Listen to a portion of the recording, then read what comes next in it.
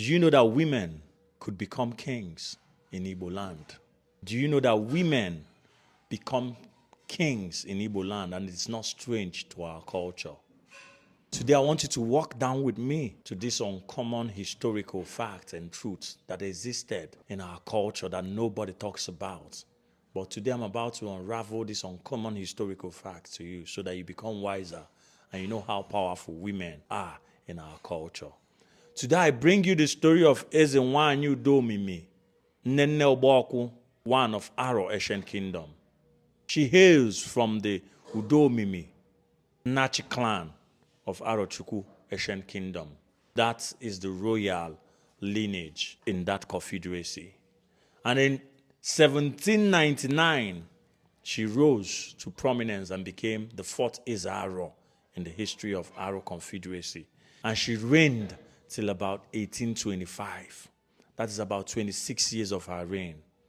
And she was not a mediocre king, because she expanded the Aro influence and built alliances to the north of southern Nigeria, all the way to Benin, all the way to Igala land. She even had influences stretch across the Gulf of Guinea. She expanded the colonies of Aro into the hinterland. While many Aro men were at war, expanding the influence of the Aro Confederacy and the kingdom, she was at home doing the bureaucratic chores, making sure that the kingdom runs smoothly.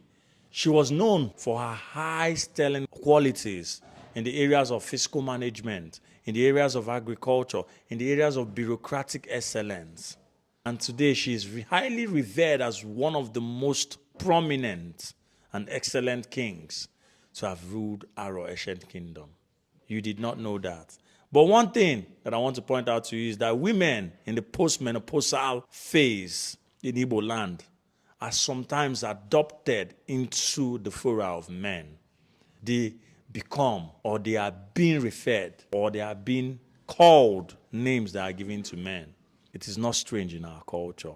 So when next you hear about the woman king of Igbo land, I hope that you have understood that it was fact. It happened. It's not myth. It's not folktale. It is not a folklore. It is pure fact, and it happened in 1799 to 1825 in the 17th centuries. Donyoubknownwomen, Nene Oboku, the fourth Aro in the history of Aro Ancient Kingdom. Go with these facts and make sure you share to your brothers as I bring you more existential stories of our motherland. Igbo Gadi, Igbo Kwenu.